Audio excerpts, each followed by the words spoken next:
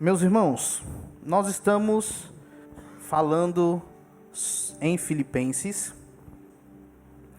Lembrem que Paulo está escrevendo essa carta aproximadamente 10 anos após o início daquela igreja, e ele tinha a ideia de agradecer aos filipenses pela cooperação deles no sustento do seu ministério. Mas essa não era a principal razão pelo qual ele escrevia a carta. A razão principal era para exortar aqueles irmãos referente a alguns problemas que eles passavam. Por exemplo, dificuldades financeiras, escassez de sustento, a prisão de Paulo e Timóteo, provavelmente Timóteo. A sociedade também estava restringindo alguns dos seus direitos que tinham como cidadão de uma colônia romana, simplesmente porque eles eram cristãos. Eles também estavam rodeados de judeus cristianizados que alteraram o evangelho, adicionando rituais judaicos como a circuncisão, e também passavam por conflitos internos de desunião. É raro uma igreja, né, que tem conflitos? Não é raro. Mas eles passavam por conflitos internos de desunião, principalmente nas pessoas de Sintique e Evódia, prováveis líderes daquela igreja também. Porém, Paulo não trata esses problemas de forma simplista. Ele não vira para os filipenses e diz: vocês não têm muito dinheiro? Então trabalhem para terem mais dinheiro. Ele também não fala quanto à prisão dele: simplesmente não se preocupem comigo. Estão sem muita liberdade? Não fiquem ansiosos. Quanto aos hereges judeus aí que estão rodeando vocês, não liguem para eles e só expulsem eles do meio de vocês. Sobre a desunião, simplesmente fiquem unidos. Não, Paulo não é simplista. Paulo não exorta a igreja imediatamente sobre os conflitos. Ele constrói uma linha argumentativa com profunda teologia e que não serviria apenas para um problema específico ou para uma área específica da vida deles, mas serviria para o todo da sua vida. Quer ser fiel? Busque a fidelidade na fonte a quem você é unido, Jesus Cristo. Esse é o argumento. Queremos ser fiéis, nós devemos buscar na fonte, em Cristo Jesus. Então vamos ler. Capítulo 3, versículos 1 a 11. Quanto ao mais, irmãos meus, alegrai-vos no Senhor. A mim não me desgosta e é segurança para vós outros que eu escreva as mesmas coisas. Acautelai-vos dos cães, acautelai-vos dos maus obreiros, acautelai-vos da falsa circuncisão.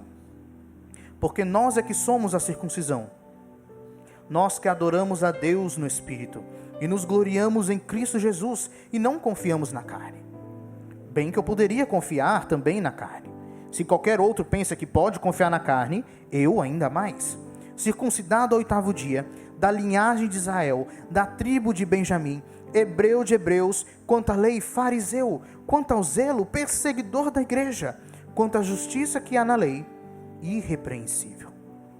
Mas o que para mim era lucro, isto considerei perda por causa de Cristo.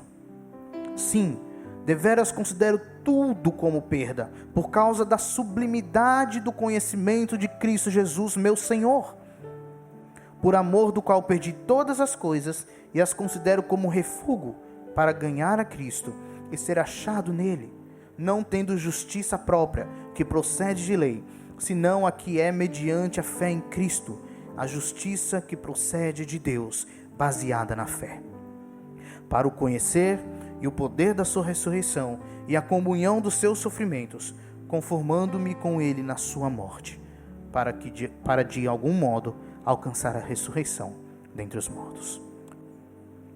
Então ele começa dizendo: quanto ao mais, irmãos meus, alegrai-vos no Senhor. A mim não me desgosta e é segurança para vós outros que eu escreva as mesmas coisas. Acautelai-vos dos cães, acautelai-vos dos maus obreiros, acautelai-vos da falsa circuncisão.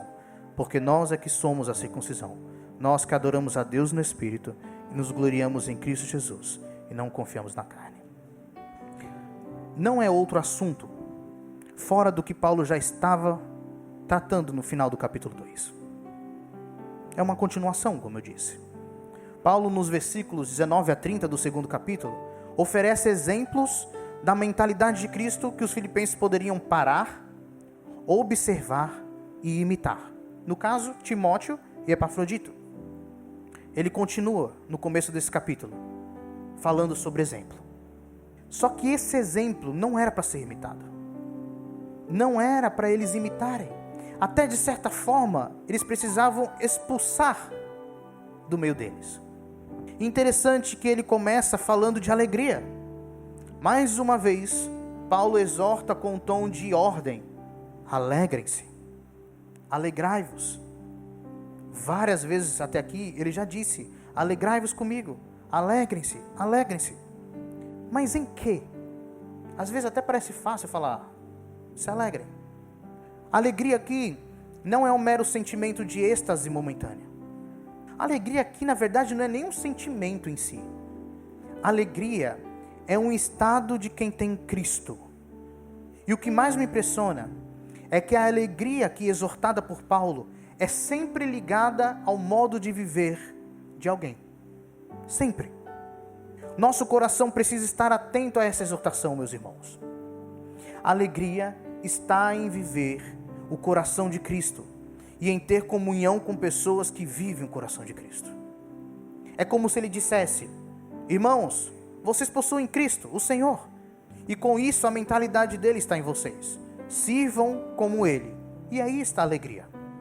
Observem, caminhem junto com os que agem como Cristo, e aí está a alegria. A alegria está no viver como Cristo. Lembram da frase mais conhecida provavelmente de Filipenses? O viver é Cristo e o morrer é lucro? Aí está a alegria. É isso que é alegria para Paulo. Então Paulo continua a sua sequência de exemplos. Depois de bons exemplos de pessoas que vivem o coração de Cristo, aqui está o exemplo, como eu disse, que não demonstra o coração de Cristo. Aqui está um exemplo que não deveriam imitar. E Paulo vira para eles e fala assim: eu sei que vocês já ouviram de mim algumas vezes sobre isso, mas eu preciso alertá-los mais uma vez, para a segurança de vocês. Vamos ver se vocês entenderam direito o que eu estou querendo dizer, ok? Então, mesmo que pareça cansativo a repetição, Paulo está falando para os filipenses, para Paulo não era cansativo, porque ele sabia da importância que tinha dele alertar sobre exemplos negativos. Então ele diz: acautelai-vos dos cães, acautelai-vos dos maus obreiros, acautelai-vos da falsa circuncisão. Timóteo e Epafrodito eram exemplos de uma fidelidade verdadeira.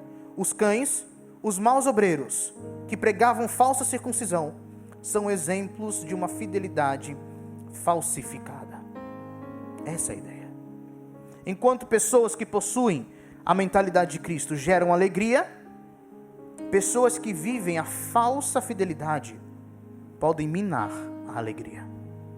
Por isso que uma das coisas que mais o legalismo faz é trazer uma certa tristeza, um certo peso para essa pessoa, um certo peso ao coração que apaga a alegria e a paz de viver em Cristo. Uma pessoa que é muito legalista, ela não tem alegria em Cristo, em viver como Cristo. Mina a paz que se tem. Com isso, meus irmãos, fica uma lição para a gente. Quem não está ligado a Cristo, quem não possui a mentalidade de Cristo, vai falsificar a fidelidade.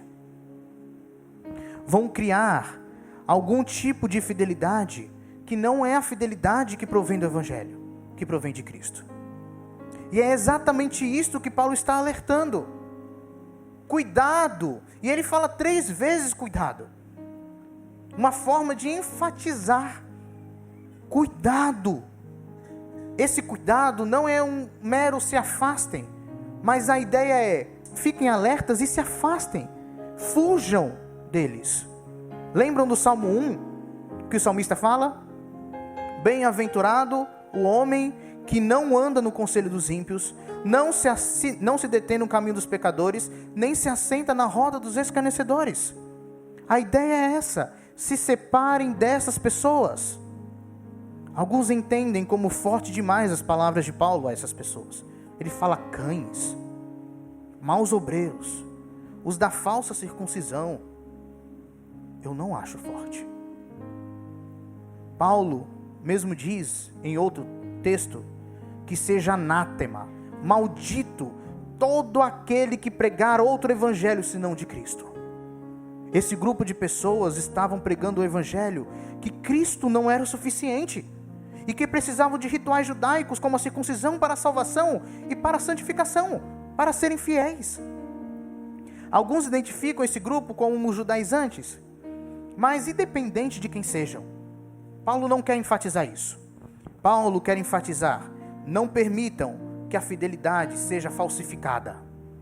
Não permitam que a fidelidade seja rebaixada a algum tipo de rito, algum tipo de meras práticas. Fidelidade é aquela que provém diretamente de Cristo em nosso coração. Os gentios eram chamados de cães pelos próprios judeus. E Paulo usa o mesmo adjetivo, cães, lógico, pejorativamente, para falar deles, para falar daqueles que falsificam a fidelidade. Eles sequer podem ser chamados de obreiros do evangelho. Eles podem tentar pregar o evangelho, mas isso não pode ser chamado de evangelho, porque de evangelho eles não possuem nada. E isso que eles chamam de circuncisão, Paulo está falando aqui, nada mais é que uma mutilação, um corte, só isso, mas não é circuncisão, porque os verdadeiros circuncidados, Paulo vai dizer a seguir quem são. Olha aí no versículo 3, porque nós é que somos a circuncisão, nós que adoramos a Deus no Espírito e nos gloriamos em Cristo Jesus e não confiamos na carne. Os verdadeiros circuncidados são os habitados pelo Espírito Santo. A ideia aqui é, enquanto pregam que a marca da fidelidade é a circuncisão judaica, na realidade, a verdadeira marca da fidelidade se encontra dentro de nós, que temos o Espírito Santo e vivemos baseados em Cristo. Sim, ele fala aí sobre e nos gloriarmos em Cristo Jesus. Se gloriar em Cristo não é ter orgulho dele.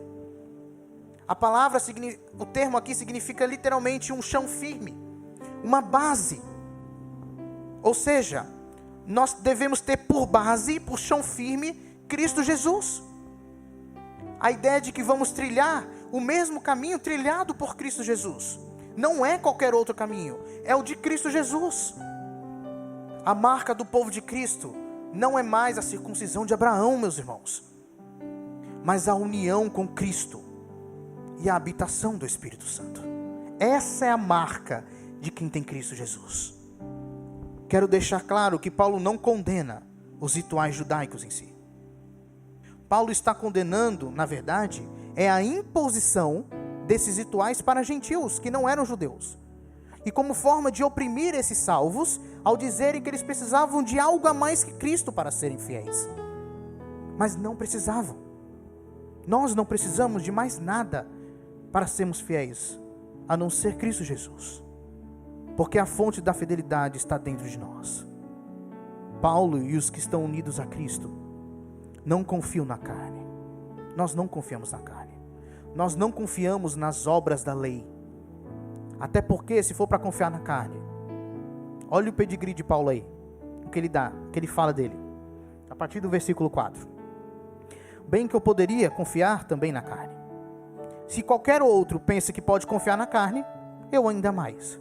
Aí ele vai começar a lista dele, o currículo. Circuncidado ao 8º dia. Deus disse a Abraão o quê? Que sua descendência precisava ser circuncidada ao 8º dia de vida. Uma marca do povo de Israel. Paulo foi circuncidado ao 8º dia. Não foi 9º, não foi 7º, foi ao 8º dia. Ele tinha essa marca do povo de Israel. Ele continua aí, da linhagem de Israel. Ele não era apenas um prosélito, ou seja, que se tornara judeu por batismo ou algum outro ritual. Ele era judeu de sangue, da tribo de Benjamim, uma das mais prestigiadas tribos entre os judeus por toda a lealdade a Davi e durante toda a história de Israel. Ele não era apenas isso, ele era hebreu de hebreus, ele era judeu de puro sangue. Todos os seus antepassados eram judeus de sangue. Não tinha mistura em sua linhagem. Não tinha mistura. Todos judeus. Ele vai dizer, quanto à lei, fariseu. Não conhecia pouco a lei. Ele era do grupo dos maiores especialistas na lei de Moisés que existia. Quanto ao zelo, perseguidor da igreja.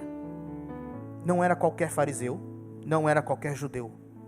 Ele era tão empenhado com o farisaísmo e zeloso quanto à lei, que ele perseguiu a igreja, consentindo até em morte de alguns, e muitas prisões.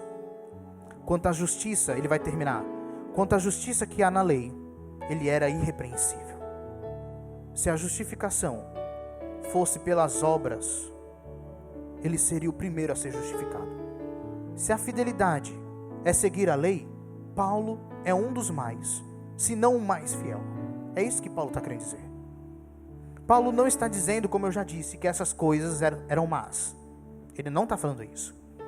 O que ele está afirmando é que enquanto essas credenciais estavam ali como fonte da fidelidade de Deus, ele era o melhor delas. E ele entendia dessa forma. Tanto que ele diz que essas credenciais eram lucro, no versículo 7 aí. E por que era lucro? Porque era o que ele tinha para se relacionar com Deus. Só que há uma virada na vida de Paulo. Uma virada de coração, uma virada de perspectiva, de atitude. Quando ele diz, mas o que para mim era lucro, isto considerei perda por causa de Cristo. Por causa de Cristo. Sim, isso era lucro para Paulo. Tudo isso que ele fez era lucro para ele. Mas depois que chegou o Messias na vida de Paulo, depois que chegou Cristo, Paulo entendeu que a fonte mudou. A fonte da fidelidade é outra, da salvação é outra. O seu padrão agora não é mais a lei. Sua visão foi restaurada. Seu padrão agora não são mais as obras. Ele diz, mais do que isso, considero tudo como perda, comparado com a suprema grandeza do conhecimento de Cristo Jesus, meu Senhor, por quem perdi todas as coisas. Paulo está falando para eles e para nós, tudo aquilo que eu praticava e entendia como fonte do meu relacionamento com Deus, tudo aquilo que eu vivia e me gloriava, se colocado lado a lado com Cristo e o conhecimento de Cristo, se torna nada. Nada. É pior. Paulo está falando aqui, se torna lixo, comida de cão. A palavra traduzida aí por refúgio, no versículo 8, no final do versículo 8, é literalmente esterco. Paulo tem essa perspectiva quanto às obras da lei, por causa do que ele fala no versículo 9. Acompanhe comigo o versículo 9. Final do 8 com o versículo 9. Eu as considero como esterco para poder ganhar Cristo e ser encontrado nele. Não tendo a minha própria justiça que procede da lei, mas a que vem mediante a fé em Cristo, a justiça que procede de Deus e se baseia na fé.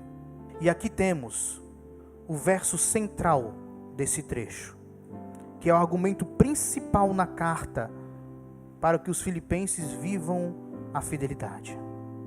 Irmãos, Paulo está mostrando que se quiserem encontrar Paulo, ou melhor, se quiserem entender a vida de Paulo, a fidelidade que Paulo tinha, eles não deviam olhar para o próprio Paulo. Eles deveriam encontrar Paulo em quem? Em Cristo e ser achado nele. Por quê? Porque a fonte da fidelidade não provém dele, ou de meras práticas rituais, mas provém de uma pessoa, Jesus Cristo. É como se Paulo estivesse falando assim, eu consigo perceber que eu cumpria a lei e a tradição judaica de forma impecável. As pessoas olhavam para mim e viam em mim um fiel cumpridor da lei e dos ritos judaicos. Mas mesmo que eu entendesse que isso era uma forma de me relacionar com Deus, depois de ser encontrado por Cristo no caminho para Damasco, esse mesmo Cristo que me encontrou, Ele me transformou. para que eu compreendesse que aquelas práticas não eram nada sem eu estar unido a Cristo. E que a partir dessa minha união com Cristo, todas as minhas ações de fidelidade são resultado desse meu relacionamento com Ele. Mais que isso, Paulo está falando, eu só posso ser fiel porque Cristo foi fiel. Eu só consigo agir fielmente se eu estiver nessa fonte da fidelidade que é Cristo. Porque fora de Cristo, as atitudes religiosas são meramente legalismo. São só legalismo fora de Cristo. Fora dele, de Cristo Jesus, toda a fidelidade não passa de mera aparência. Tem aparência de fidelidade, mas não é fidelidade. Deus em Cristo nos torna justos, porque participamos dessa justiça de Cristo na nossa união com Ele. E sendo posicionalmente justos em Cristo, podemos viver o fruto dessa justiça de Cristo, que é ser fiel. Queremos ser fiéis, não é mesmo? Pelo menos eu quero. Queremos ser reconhecidos por nossa fidelidade a Cristo. Amém? Então precisamos entender que a fonte dessa fidelidade já está em nós e nós nele, Cristo. E devemos prosseguir em conhecê-lo. Nós devemos estreitar essa intimidade do corpo com o cabeça, Cristo Jesus, ao viver por meio de sua mentalidade, ao viver por meio do seu coração de servo. Os versículos 10 e 11 fecham a linha de raciocínio, quando ele diz: para o conhecer e o poder da sua ressurreição e a comunhão dos seus sofrimentos, conformando-me com ele na sua morte, para de algum modo alcançar a ressurreição dentre os mortos. Esses versículos estão aí para enfatizar que a intimidade com Cristo, que é o conhecer a Cristo aqui, o poder da ressurreição de Cristo e a participação no sofrimento de Cristo, são aquilo que origina a nossa fidelidade. Notem que o conhecimento, que é a intimidade, o poder da ressurreição, que é falado aí, e a participação nos sofrimentos, tudo isso nós temos quando? Na nossa união com Cristo. E essa é a realidade citada por Paulo. Por vir de Cristo Jesus, tudo isso que ele está falando aí, a intimidade, o poder da sua ressurreição, a comunhão dos seus sofrimentos, tudo isso não é apenas a fonte da nossa fidelidade, mas também o alvo da nossa fidelidade, para onde aponta aquilo que fazemos. Eu quero que vocês entendam, meus irmãos, e nós precisamos entender isso dia a dia, que a supremacia de Cristo é tão supremo, tão glorioso, que Ele não é só a fonte da nossa fidelidade, mas também o desejo dela, para onde ela aponta. Nossas atitudes só são fidelidade, nossas ações só pode ser caracterizada como fidelidade se vier de Cristo e estiver apontando para Cristo. Só conseguimos ser fiéis por termos uma intimidade com Jesus.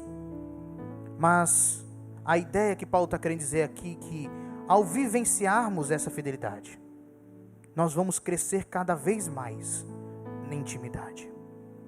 Nós vamos crescer cada vez mais nesse poder da ressurreição e na vitória sobre o sofrimento, até que um dia virá a consumação dos tempos, onde ressuscitaremos para vivermos infinitamente com Cristo. Paulo está querendo dizer que nós somos regenerados por Cristo, na nossa união com Ele. Essa regeneração deve causar em nós uma vida conforme Cristo e apontando para Cristo. Regenerados por Cristo, conforme Cristo e para Cristo. Tudo é sobre Jesus Cristo e a graça dele. Eu quero concluir com 2 perguntas norteadoras e falar um pouco sobre essas perguntas. Será que temos essa noção no nosso dia a dia sobre nossa união com Cristo? Será que a gente toma as atitudes raciocinando, pensando sobre nossa união com Cristo? pense um pouco sobre suas ações, aquilo que você normalmente tem em mente, o seu coração. Agora pense sobre isso, não simplesmente como sendo algo de você, algo individualmente seu. Mas faça esse exercício tendo em mente que todas as suas atitudes, todos os seus pensamentos e seus desejos, você está exercendo como parte do corpo de Cristo. Tudo que eu faço, tudo que eu penso, tudo que eu desejo, eu faço isso fazendo parte do corpo de Cristo. Isso muda o peso para você? Daquilo que você faz? Porque para mim muda completamente. Se eu durmo como parte do corpo de Cristo. Se eu como, eu faço isso como parte do corpo de Cristo. Meu trabalho, meus estudos, meus relacionamentos, vivo todos como parte do corpo de Cristo. Se eu peco como parte do corpo de Cristo. Esse é o peso do pecado. Essa é a tragédia do pecado. Não é simplesmente o Weber, ou qualquer um de vocês. É o Weber como parte do corpo de Cristo. O que eu estou demonstrando com as minhas ações? Com as minhas atitudes? Que corpo é esse? Que Cristo é esse que é o meu cabeça, de acordo com as minhas atitudes? Misericórdia. Nós devemos clamar por misericórdia. Porque tudo o que fazemos agora é como parte do seu corpo. Irmãos, estamos unidos a Cristo. E isso deve mudar tudo em nós. Porque agora, como parte dele, se as pessoas quiserem saber de onde vem a fonte da vida, a fonte da fidelidade, precisarão olhar para Cristo. E não para simplesmente o Weber ou cada um de vocês. A outra pergunta é: onde nós buscamos a fonte da fidelidade? Isso é interessante, porque às vezes a gente pode falar, não, nós buscamos em Cristo, mas as nossas atitudes, o nosso coração diz completamente o oposto. Nós falamos aqui sobre os judeus cristianizados que pregavam para aquela igreja de Filipos que eles deveriam abraçar algo mais que Cristo como fonte da fidelidade. Cristo não é suficiente. Vocês precisam ser circuncidados, precisam praticar certas coisas para serem fiéis. E Paulo os chama de cães. Mas o que eu quero destacar para nós é que esses judeus chamavam os gentis de cães por causa do estilo de vida deles.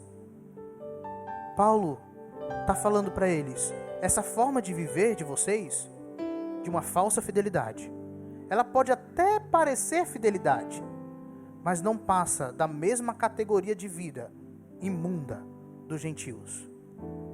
É isso que Paulo está falando. Meus irmãos, isso é muito fácil de encontrarmos no dia a dia. Muito fácil. Você quer ser fiel? Acorde às 5 horas da manhã, faça 3 orações virado para o norte, leia 5 versículos do Evangelho, dê R$1.000 de dízimo. Você precisa fazer tudo isso aí para ser fiel. Só assim você é fiel. Aí as pessoas vão lá e fazem. Se Paulo estivesse aqui, ele falaria para essas pessoas: se eu fosse comparar vocês, aqueles de fora da igreja que vivem imersos no mundanismo, diria que são praticamente a mesma coisa. A única diferença é que estão mascarados pelo legalismo. E o motivo disso, dessa semelhança entre vocês, é porque a sua fidelidade, a fidelidade de vocês nesse nível é falsa. Ambos estão longe de Deus. A fidelidade de vocês não muda nada, mas faz de vocês aquilo que vocês condenam. E eu lembro aqui da parábola do filho pródigo, que casa direitinho com essa verdade que aprendemos. O pai tinha 2 filhos, um que ficou dentro de casa e um que saiu, certo? Mas ambos estavam longe do pai. Só que um estava longe do pai dentro de casa e um estava longe do pai fora de casa. Devemos tomar cuidado para não caminharmos numa falsa fidelidade, buscando essa fidelidade em outras fontes que não Cristo. Porque mesmo em meio ao povo de Deus, ainda há alguns que não fazem parte verdadeiramente deste povo. Vocês já presenciaram pessoas que falsificam a fidelidade, achando que isso iria agradar a Deus, mas na realidade afastou mais essas pessoas de Deus? Que faz da fidelidade um puramente legalismo, e na verdade elas estão mais longe de Deus do que aquelas pessoas que elas criticam. Então eu lhe convido junto a mim a dizermos para o nosso coração, a orarmos para Deus, falando como Paulo: eu não quero mais, Senhor, outra fonte. Eu não quero mais a fonte da performance, onde eu meço a minha fidelidade por meros rituais. Porque não é mais sobre o quanto de leis eu segui, mas é o quanto eu posso conhecer a Cristo. É sobre o quanto eu posso ser achado em Cristo. É sobre o quanto nós podemos nos relacionar com Ele. Praticar boas obras faz parte da vida em Cristo. Boas obras são consequência de estarmos nele. Mas fidelidade é mais sobre o coração do que somente as ações. Envolve ações, mas o que o seu coração está motivando? O que o seu coração está desejando com essas ações? Boas obras não são meras práticas religiosas, mas são atitudes que brotam de um coração íntimo a Cristo, desejoso por Cristo. Eu vou finalizar com um versículo, Mateus 7, onde Jesus diz: muitos dirão naquele dia: Senhor, Senhor, não profetizamos em teu nome? E em teu nome não expulsamos demônios? E em teu nome não fizemos muitas maravilhas? E eu estou acrescentando aqui agora: em teu nome não circuncidamos? Em teu nome não fomos à igreja e fomos batizados? Em teu nome nós não pregamos aqui no púlpito? Então Jesus dirá para alguns: nunca vos conheci, nunca fui íntimo a vocês. Apartai-vos de mim, vós que praticais a iniquidade. Cristo já disse nessa passagem que obras sem coração unido a Ele, sem intimidade com Ele, de nada valem. São apenas uma aparente fidelidade. Então a igreja que avança é a igreja que busca sua fidelidade direto da fonte, Jesus Cristo.